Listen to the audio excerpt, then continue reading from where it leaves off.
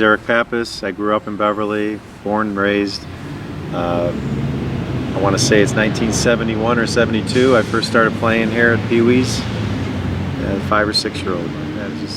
I just thought of being fun, you know, with your friends. And back then the league was so crowded. It was everybody you knew. I mean, I want to say the neighborhood went from Vincent's, you know, Far East is that, and it was just mega teams. I want to say there was 12 teams back then of like 15 kids per level. And I just remember having fun. I mean, that's what it was all about. You know, riding your bike up here with your mitt on your handlebars and coming up here and staying here all day. So I just remember having fun.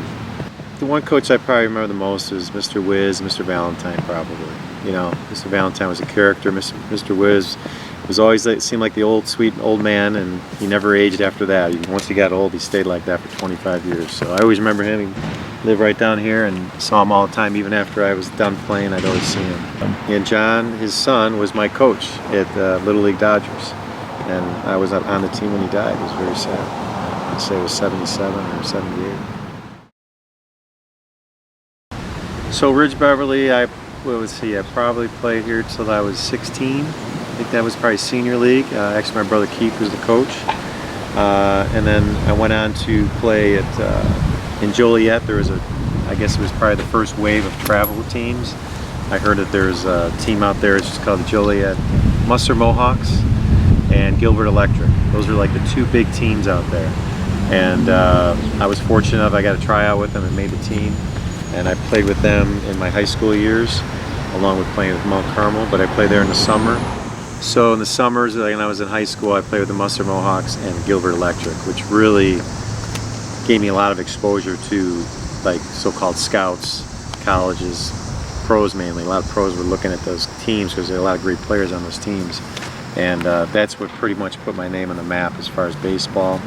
And then my junior year at Mount Carmel, we had a really good pitcher, Tom Powers, who was getting recruited by the pros, and then that's some of the reason I got noticed because I was catching him. So they said, who's catching this kid? And then, you know, this went from there on. I played football at Mount Carmel, and scouts were telling me not to play because they said if you just, you know, have pretty much the same kind of year you did your junior, you might get drafted really high, you don't want to get hurt. And I said, well, unless you can promise me that and give it in writing, I'm going to play football. So I ended up playing my senior year of football, knowing that was my last year. In what position? I was a quarterback. And Coach Lenny was the defensive coordinator, and Coach Bars was the head coach. Did you guys win state? We did not. We lost a couple games. We lost a game in overtime to Lawrence. We lost the last second play to Rita to get in the playoffs. Because back then you had to win the Catholic League. And we failed. We won the Prep Bowl, which was, you know, nothing for us because we had eyes on a bigger prize. But in my junior year, we lost in the semifinals on a fluke play. Okay, but a two-sport athlete throughout.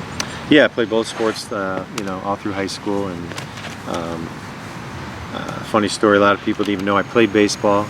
When I got drafted, some people that I went to school with didn't even know I played baseball because I was primarily there to play football. So, you know, nowadays they're making you choose a sport. I'm glad they didn't do that back then because maybe I would have picked football. So that's why I'm very big advocate of people playing other sports because you never know what's going to happen. Plus it helps you be more athletic, different moves, different, you know, and I think it translates to other sports. Oh, so then I got drafted out of high school. I was going to go to Arizona State. I signed a full ride to go to Arizona State. And I was fortunate to get drafted out of high school in the first round. 6th pick overall, so I wasn't about to go to school because I know I couldn't do any better than that. So, you know, my dream came true. I got to play professional baseball right out of high school, and then the rude awakening happened, how tough it was. Yeah, so I immediately went to Salem, Oregon, which is a short season league. It's basically for guys who get drafted. Starts in June and you play through August. And I was, me and another kid were the only high school kids on our team.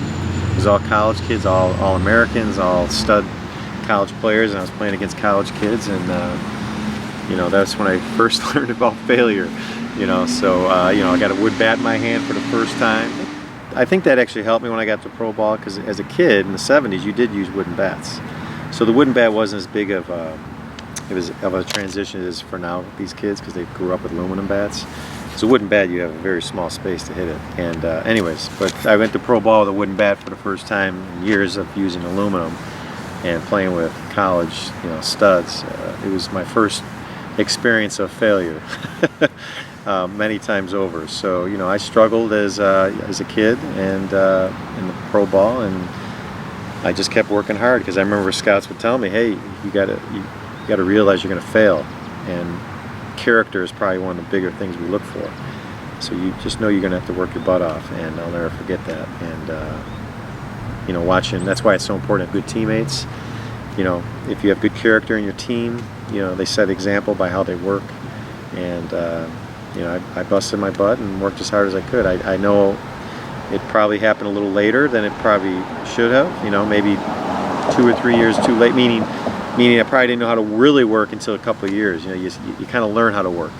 And anyways, if I didn't work hard, I never would have made it. Joe Madden he was one of my first coaches when I was 18 years old. He was, looking back, you always think he was older, but he was a young kid at the time too. He played a few years in the minors himself.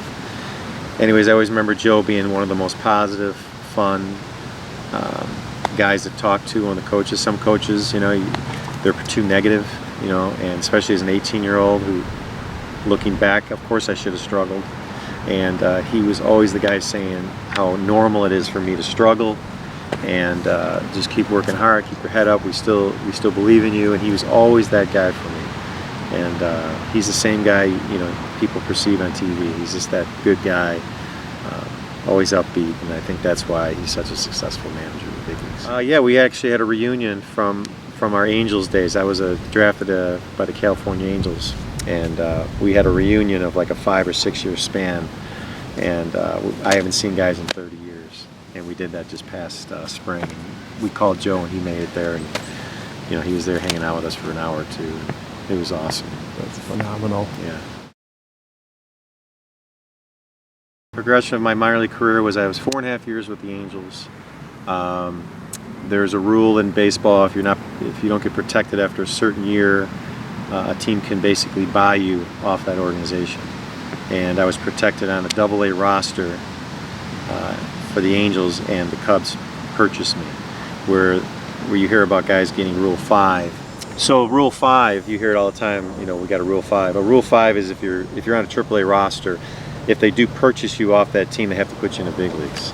So that's why it's so rare and so special when you get Rule 5, because someone believes in your future talent that you're a big league player, because they have to take up a roster spot to keep you in the big leagues, which isn't that easy. So anyways, the Cubs bought me. They bought me from the Angels. And ironically, the Chicago Cubs were looking at me to be drafted out of high school in '84. They actually picked me up at my house in 1984 to be the #1 pick back then. Wow. They had the 3rd pick in the draft, and I thought it was going to be Chicago Cub. '84, and they were great. Yeah, that was their That's when they were kind of rising to be good. Anyways, they had the 3rd pick, and they picked me up at my house, and I was going to be the Cubs' #1 pick back then. And 20 minutes before the draft, they called me in and said, "Erik, we really apologize. Our original first-round pick was going to be Drew Hall. Seattle with the 2nd pick told us they weren't going to take him. Now they just called us and said that they're not going to take him. So we really apologize, but we're going to pick Drew Hall." And they said, "You're welcome to stay in here and hear the rest of the draft." And fortunately, I was 3 picks later, the Angels picked me. So, obviously they liked me back then. So when I became available in '89, the Cubs purchased me off the Angels, and I spent 3 years with them, and that's when my career took off, because I had a coach named Jim Messian, who was one of my favorite coaches of all time. He was a catcher with the White Sox, played like 11 years, and he's a man's man, and he coached me up, and he helped me out big time behind the plate and just how to pursue the game. He believed in me. He had me play other positions because he saw that I was swinging the stick good. And that's when my career took off. I had my best year yet at the time in 1989. I had my best year in AA there, and that put me on the map with the Cubs. And 2 years later, I was fortunate to make the opening day roster in 1991. 91. What was that like for the first time stepping onto Wrigley Yeah, it Field? was crazy. Yeah, just putting that uniform on and going out there. We had a scrimmage the day before opening day with the Milwaukee Brewers. It was a gorgeous, beautiful day like today. And one of my teammates from the Angels was on Brewers, Dante Bichette, who ended up being an amazing ball player. So here we are together at Wrigley and did different uniforms, and we got to share that together. So that was kind of special for me. And my family obviously was there for opening day. And yeah, it was quite an experience. I remember I lived at home at the time, and I was just walking out the door one day and said, "See you, Mom, I'm going to work," and just laughing because I would just drive to Wrigley. So it was a special time, and I wish it could have lasted longer there. And but it was awesome, and I'll never forget it. See, 91, finished out the year in AAA, had a solid year, and then I became a free agent in the minor leagues. Once you put 6 full seasons in the minors, you become a free agent every year, unless they put you on the major league roster. So that's why guys will bounce around a lot after their 6th full season, and that's what I ended up doing. I got signed by the Royals, and after the Cubs, and I spent the year there in AAA. And then I got traded to the White Sox at mid-season and spent half the season with them in AAA. And then, of course, after the season, I was a free agent again. And that's when the St. Louis Cardinals picked me up in 1993. And who was coaching them then? The major league manager was Joe Torre. So I got to play with Joe Torre, which was special. Jim Essien and Joe Torre are definitely my favorite managers of all time. Just great people, and they happened to be both catchers, which had something to do with it, I'm sure. But 1993, I got picked up by the Cardinals. I was brought to Major League Camp. They said I have an outside chance of making the team as the backup. I had an excellent spring training, and they chose to send me down to AAA and be their insurance policy if anybody got hurt. I was really bummed, and Joe Torre and I shared a story later on because I told him, he called me in the office and said that he wanted me to be the insurance guy playing every day and be ready if anybody got hurt. And I told him he's making a big mistake.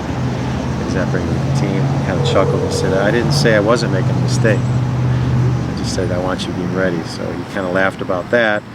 And a month later, I got called up because of an injury. Starting catcher got hurt, and he put me right in the lineup. And I did really well. I shined. And 1993, I had my best year to date as far as at the highest level. 16-game hitting streak. I caught really well. The team did well, and got along with the team great. And I just had a great year. And it hit 276 on the year after I think I played almost 80-some games that year, 300 at-bats. Was there much of a difference, I just thought of this question, between the two teams and organizations? No. It's all about the people, Any organization, whether it's IBM or whatever, Apple, it's all about the people that are there. Same with high schools. High school's only as good as the people that are there. And at the time, the Cubs were awesome. They had great people there. Good, strong tradition in baseball, both of them, which was kind of neat, So you have that history there.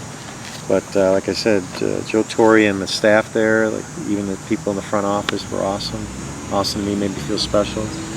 The clubhouse man that ran the clubhouse as far as did the uniforms and cleaned up, he was awesome. Buddy Bates, loved that guy, and it just made you feel special. So, despite me being a rookie up there, I felt wanted, and it was a great experience.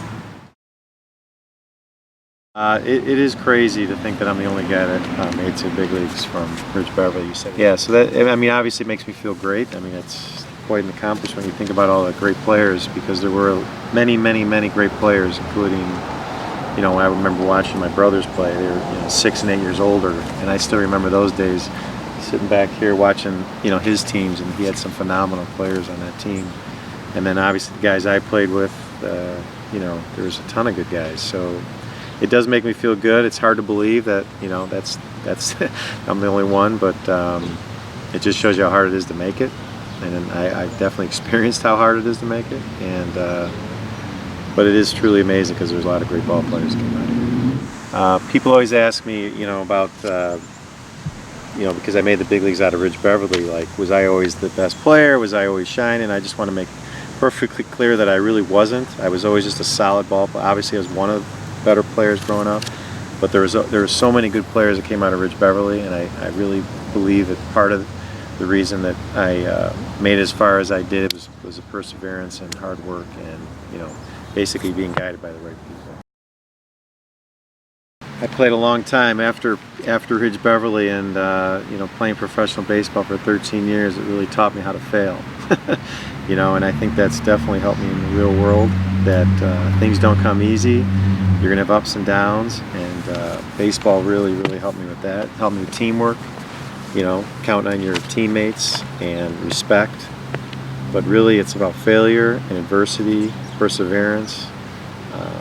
I had a friend tell me that one time. He saw that I made the big leagues, and he actually called me and says, "Man, talk about perseverance," because it wasn't easy for me. I spent a lot of time in the minor leagues, and a lot of failures, and that's definitely something I carried over in my real world, as far as ups and downs, and roll with the punches. Things do happen, they're bad, and things always don't go your way, but make sure you keep grinding and keep your eye on the prize, and if you keep working hard, I think pretty much accomplish anything.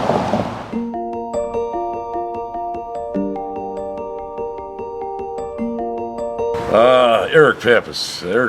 God, I remember when he came in as a rookie. He was highly touted. Everybody said, "Oh, this kid is." He was a phenom. He was a phenom. He was good. A little cocky, but that's good. You have to have that cocky attitude to be a good player, and that's what he wanted. And he had it. He had that swagger about him. And I remember my first rookie game, I was pitching, and he was playing short. He was our shortstop as a rookie, 10-year-old, it was 11 and 12s. But he just gave me a look like, what are you doing? You got to pitch better.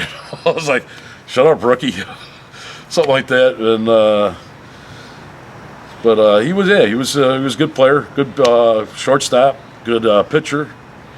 The catching must have came later on, because he didn't play catcher when we played at that age. He was a shortstop and a pitcher. That's all he played. And the catching business came probably after when he went to Carmel, and his brothers I know his brothers pushed him into catching too. So Keith and Chris, and they coached RB2 for.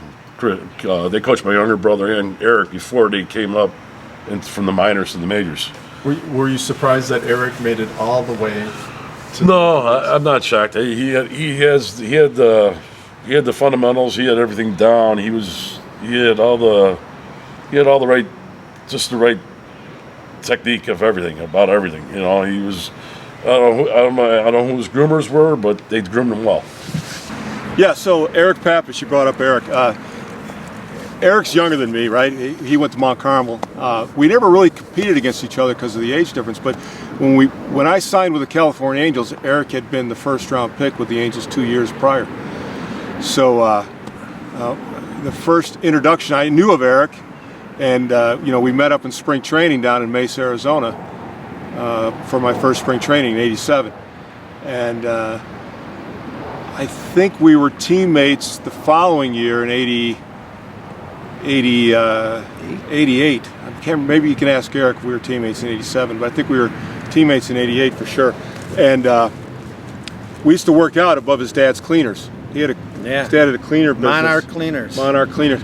And he had a Erik talked to Erik about it. He had batting cages up there, and we would sit up there, and it would you'd have all the cleaner fumes and everything. You can only stay up there for so long, right? You had to get out of there because you'd start messing with your brain a little bit. But it was, Erik and I, we used to pitch to each other in the off season, and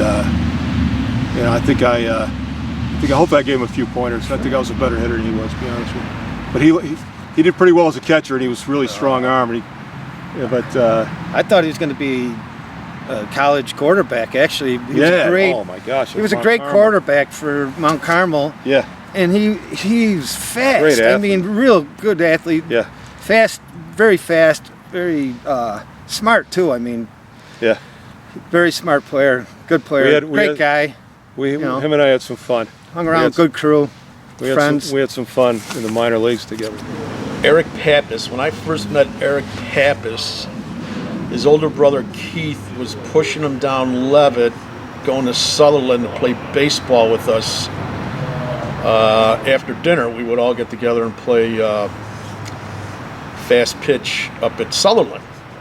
And Erik was brought up by his brother Keith, and that's when I first met Erik Pappas. He was probably like 4 or 5 years old, probably 3. And then I knew him I got to know him in the Fisher softball league. Great guy, great with kids. Didn't mind helping you out. A lot of fun. He was just a good person. Good person. And he could hit the shit out of a softball. He hit the ball so hard one time it was oblong.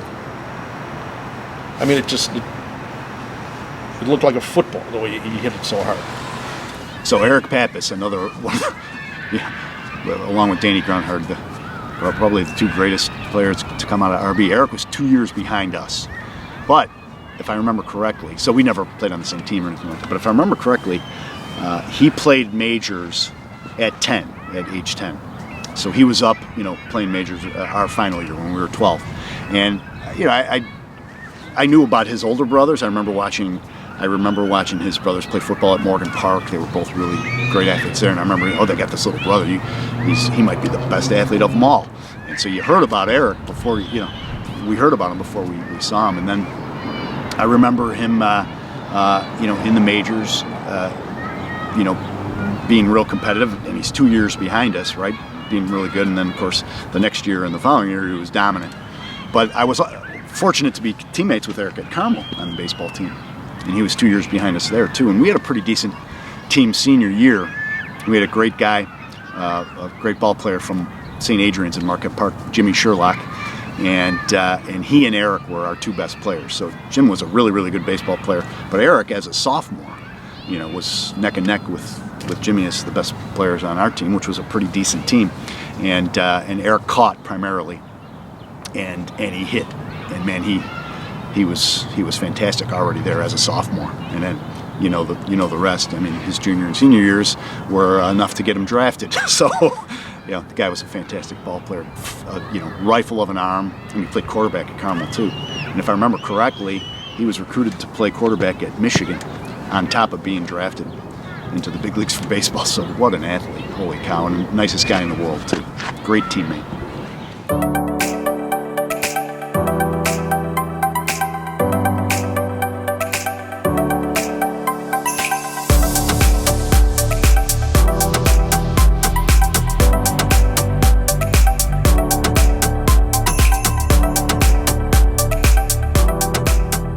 My name's Dwayne Bennett, played in the Ridge-Beverly Little League, probably started 1972, I think. I started with the Pee Wee Federals. During the playing days at Ridge-Beverly, sometimes my mother would come to the games and videotape clips of the games. Most of, she's my mother, so she's gonna take video of me when I'm playing or I'm at bat. So, but you get a feel for what it was like on a Saturday at Ridge Park during the baseball games back in the 70s, and the park was full of people, and you could hear all the players saying, "Hey, better swing!" And so she took little clips, and when I found out that Tom was doing this project, I reached out to him, told him that I had these videos, and he was excited about it, so I gave them to him, and you're going to get to see some of them in this production here. I hope you enjoy it. Thanks, Mom, for taking it.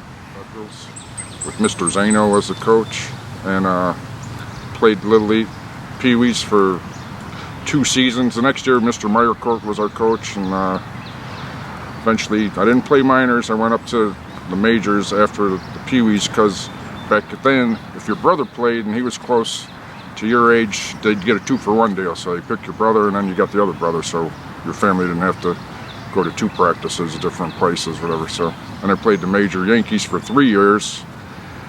And then I went to the Pony League, Giants, and eventually the Beverly Colts, which was at Ridge-Beverly. Went on to play high school and all the way through college, and I loved Ridge-Beverly Little League. It's where I grew up playing. I learned to love the game of baseball and made some great friends along the way. Still to this day, friends with him. Grew up on 101st Street, and there was an empty lot near us that all the kids played on, and one of the older guys was Pat Collins, and he was a great baseball player. I looked up to him. He kind of took me under his wing and taught me how to play the game, and I probably drove him crazy calling, yo, Pat, and he'd come out and play catch with me, and I always looked up to him, and it was a big influence on my baseball career, what if you want to call it a career. But I attended Barnard School at 104th and Charles, and I remember it was like third grade.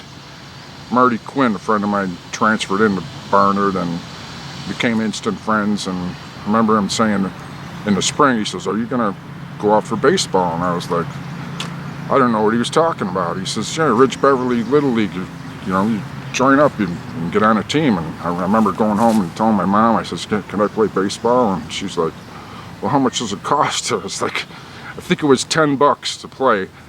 And if you had a brother, you get 2 for $15. So I talked my brother into playing, and that was the start of it all. $15 for 2 kids to play baseball at Ridge-Beverly. It's a pretty good deal. Dale, my brother Dale, he played for the minor Cubs for Mr. O'Keefe. Mr. Zano was my Pee-wee coach, and then he went up to the majors to coach his son Joe and Jimmy, who was on the Federal, but he moved up. And when you were in the Pee-wees, there was no draft. It seemed like the coach would pick all the kids from his little neighborhood. So I lived down the hill from the hill in Beverly. And so most of my first year in Federals, it was all kids from east along the drive. Because the coach, he'd pick his kids' friends from the neighborhood and black kids that he knew. So, but then after that, the coaches knew the players, and then they'd have a draft. So Mr. Zano later told me, he says, "Yeah, I picked your brother Dale," he says, "because I knew that if I picked him, I'd get you too." Dale wasn't the greatest baseball player, but Mr. Zano was a pretty sharp guy. He picked him, and then he got the 2-for-1 deal. So we both ended up on the major Yankees. Went to college and played baseball, and then you get a job, and no matter where you go, wherever you work for, there's teamwork involved in making a company successful. Or I ended up joining the police department, and there's a bond in the police department like the bond on a baseball field. You're all in it together and look out for each other, help each other out, and have each other's back. And if you do that, things most of the time are going to come out okay. A lot of life lessons in baseball. Just like to thank all the coaches that coach you growing up. When you're a kid, you don't realize how much work is involved in being a coach. Like, I had some great coaches. Mr. Zano, one of the nicest guys you ever want to meet, and Mr. Meyercourt.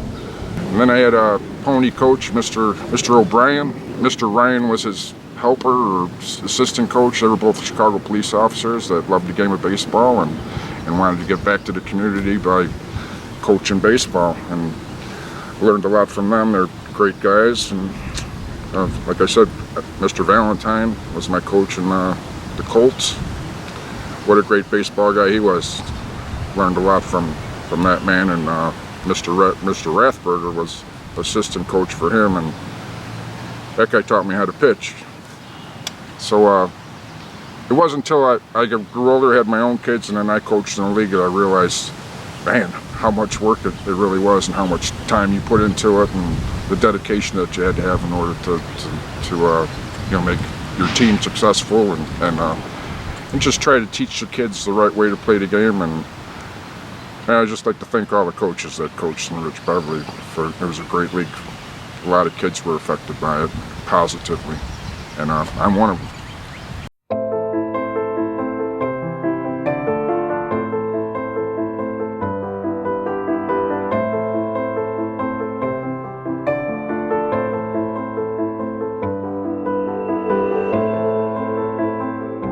Hi, I'm Aiden Beamsterbor, and I played in Ridge-Beverly since 2012. That was T-ball, yeah. Now after T-ball, it's coach pitch, and then Pee-wee, then minors, then now I'm in majors. You're in the majors, okay. Mm-hmm. And what's the difference between those leagues, just in general? Majors, you can steal from any base, but you cannot steal home. Minors and Pee-wee, us pitch, and then coach pitch and coach pitch is the dad's pitch or the coach's pitch, and then T-ball is just off the tee. Okay. And what's your favorite thing about playing baseball? Playing with the other teammates, being a teammate, being on a team, playing your friends. I usually play third, catcher, pitcher, sometimes first and sometimes second. Okay. Do you have a favorite position? Probably third. Third? How come? I don't know. I like putting tags down. That's my favorite part of it. Just putting tags down and getting to throw across the diamond is fun. Just launching it over there. And how is the pitching in the league? Is it pretty tough? For this, like the Ridge-Beverly in-house league, it can be challenging sometimes because some people can throw pitches which are hard to hit, but in the travel league it's hard to hit. It's really hard to hit. It's harder in the travel. Yeah. Probably a larger pool of talent Yeah. of kids playing. Okay.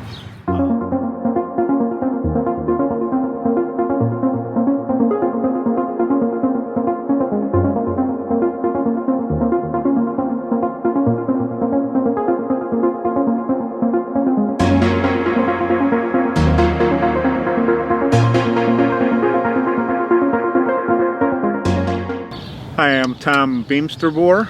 I played in Ridge-Beverly League, Pee-wees, Pee-wee Pirates, minor league Yankees, major league Yankees, and Pony League Indians. I played a lot of different positions, I think, coming up. I caught in Pee-wees and minors and majors from what I remember. I mostly played outfield in Pony League. I just loved being out there. I didn't really care where I played. I just wanted to be there and play. A good teammate is somebody that picks you up when you make a bad play or you strike out or something like that. Of course, we had a lot of good teammates because they were really all our friends. Everyone that we grew up with, went to school with, guys from the neighborhood. They were good friends and they were good teammates. They made baseball fun. It's just a great game. There's so many things that can happen. There's so many things that go on as far as the strategy of the game and the way the ball bounces. Anything can happen. And I mean, when we were kids, that's all we did. We played it in RB. When we were at the park or we were at practice, we played fast pitch at Sutherland. When we weren't at the park playing RB baseball, we were playing it somewhere else. We were playing it on the street corner with the four corners, the four curbs. Down Hoyne was left field, and down 106th Street was right field, and on the corner in the corner house was center field. And you just played baseball all summer long, no matter if you were in your RB T-shirt and cap and jeans, or you were at Sutherland playing fast pitch, or you were just playing catch with one of your buddies, just the two of you. I think I spent the whole summer with my glove dangling from my handlebars on my bike. It's just, you took it everywhere, and because you never knew when a game was going to come up, or a game of catch, or a game of fast pitch, or whatever. Mr. McGovern, who coached me in Pony Indians, he was very passionate about baseball. He loved the game just like we all did. He'd get really frustrated when you did dumb things out in the field. But the one thing I remember about him is he was the coach that took you out after every game. I mean, I don't know how he did it, but I mean, after every game, he would take the entire team if they wanted. And another team, if the team you played, they wanted to go, he'd take them too. We'd go to Jansen's. We'd go to Red's, go to Jumbo Dog, White Cat. I mean, wherever we were, wherever anyone wanted to go, he'd take you there for a burger and a hot dog after the game. It was great. Yeah, I really enjoy, obviously, to this day. I love the game, and what I really love is being able to watch Aiden, to continue to play, especially in RB, where I grew up playing. Ridge Park and Beverly and Monroe and all our haunts from you know, we were younger. It's different today, obviously. I'm probably at almost every game he plays. Does ride his bike every now and then. Most of the time he gets a ride. It's awesome to watch from T-ball, which we didn't have, of course, and just grow in the game and get better, experience the ups and downs that baseball teaches you. The joy of just seeing him, make a great play or get a hit is the best. Aiden, has your dad given you any advice? We watched a video one day because I could not stop hitting grounders, and it was shove the pizza in the oven. So it's like shoving the pizza in the oven. You don't want to shove it down, don't want to shove it up, shove it straight.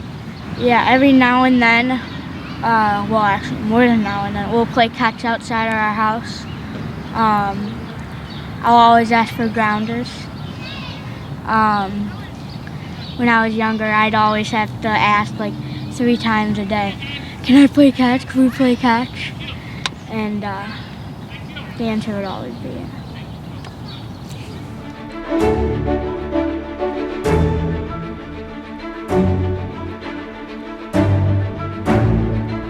I would say it's the best sport in the world. And if you want the challenge of failure and learning how to deal with it, baseball is the best sport to play. Because there's a lot of people in the Hall of Fame that did not get a hit 70% of the time. You know, if you bat 300 and get 2,000 hits, you might be in the Hall of Fame. But you fail 70% of the time. You have to learn how to deal with that, and that's important in life. And also the challenge of being by yourself and in the focus of the fans or the cameras someday. There's a lot of pressure on that. When you're just part of a team, you know, maybe in football the quarterback has that pressure, or in hockey the goalie has that pressure or whatever. But in baseball, if you're up to bat, it doesn't matter if you bat lead off, 4th or 9th. You're up and everybody's watching you. So you have to be able to relax and do your job the best you can. And I think in terms of all the other sports the kids play today, I would, if I had a son, I would pray that he played baseball. I would say I think baseball is still the greatest sport. It's truly a team sport. You know, you really need all 9 people out there working together. I like the pace of the game. I just think kids, improve their lives by playing baseball. I just think it teaches you patience, because it's not a fast-moving game. It's not a constant motion game like soccer or something like that. It's not a violent game like football. I think it's a game a lot of kids can play. Basketball, it certainly helps if you're real tall. Football, it helps if you're real big. Soccer, it helps if you're real fast. Baseball, there's room for all shapes and sizes and skill levels. And, I've seen guys that are big guys that can, be effective baseball players, tall guys, short guys. Look at Major League Baseball. There's guys in every shape and size. And so I would think it's a very democratic sport in that way. I would absolutely, I think it's hard to imagine a kid growing up in America not playing baseball. And I still think most kids do, but maybe not these days. There's a lot of other sports out there. There's lacrosse now. As we sit here, this field right here is now used for lacrosse. I mean, obviously lacrosse didn't exist when I was a kid. I coached soccer for many years. We played soccer right out here on this football field.